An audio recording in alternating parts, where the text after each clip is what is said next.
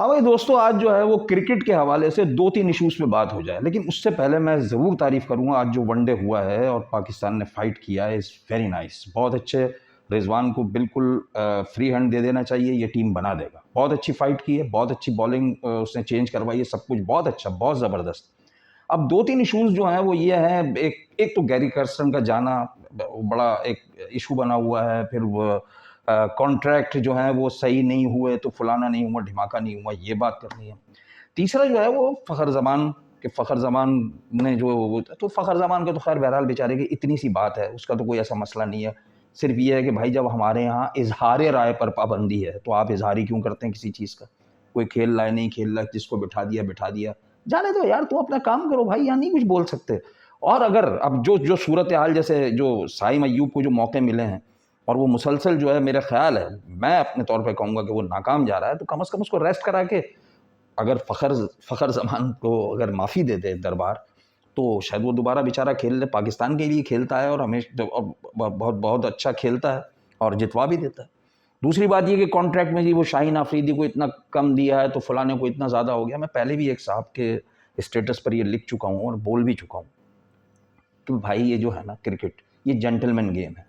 और अब तो ये ज़ाहिर हो गया ना कि ये जेंटलमैन गेम किस तरह से कि आपने देखा कि जब सबने मिलकर एक टीम की तरह से खेला तो इंग्लैंड से जीत गए। उससे पहले माफिया बना हुआ था, तो वो जेंटलमैन गेम तो नहीं कहलाएगा। अच्छा, फिर जो शाहीन आफरीदी को जो अगर पीछे भी किया है कॉन्ट्रैक्ट में, तो सिर्फ़ इसीलिए किया है कि उनका रवैया जो है वो मुख्तलिफ़ खिलाड़ियों और इवन यूसुफ के साथ भी कुछ अच्छा नहीं रहा था पास्ट में।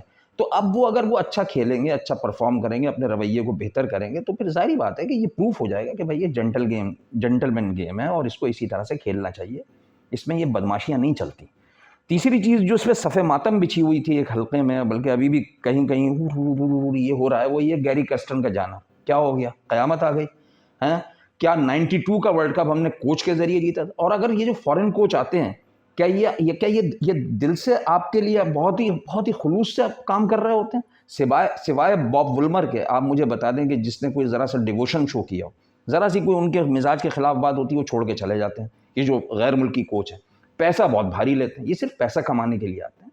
आप उनको दें, जैसे कि अभी देखा आपने कि आकिब जावेद और इन लोगों ने टीम को सँभाला दिया और इंग्लैंड के ख़िलाफ़ हम लोग सीरीज़ जीत गए।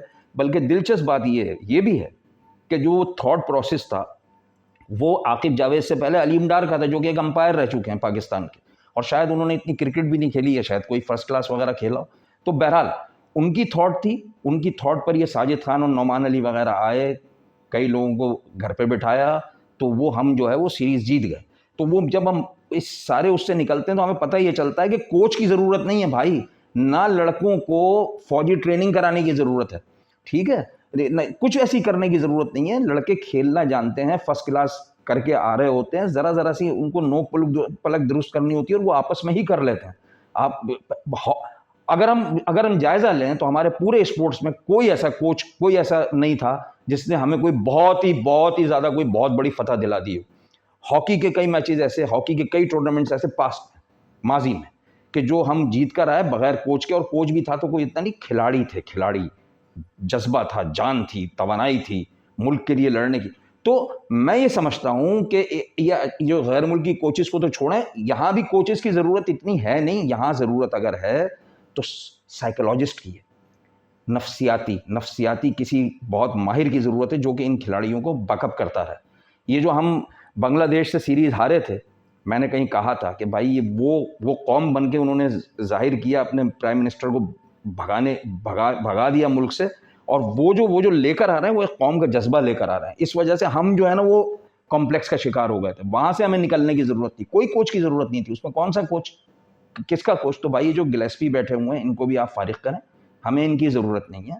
टीम बहुत अच्छा जा रही है, इंशाअल्लाह बहुत ही अच्छा जाएगी, और रिज़वान बहुत अच्छा काम कर रहा है। आज जो वनडे देखा मैंने, इसी तरह से आगे भी मुझे नज़र आ रहा है। अगर सीरीज़ हार भी जाते हैं कोई बात नहीं, लेकिन टीम को इसी तरह से करते रहें बैकअप, और उन लोगों से जान छुड़ाएँ जो कि मुल्क छोड़कर चले जाते हैं। मेरा मकसद है कि कोचेज़ के हवाले से, क्योंकि अब मैं ये कहूँगा कि जो यहाँ रहे, यहाँ पला-बड़ा हो, यहाँ के एनवायरनमेंट को समझता हो, उसको मौका दिया जाए, वो क्रिकेट।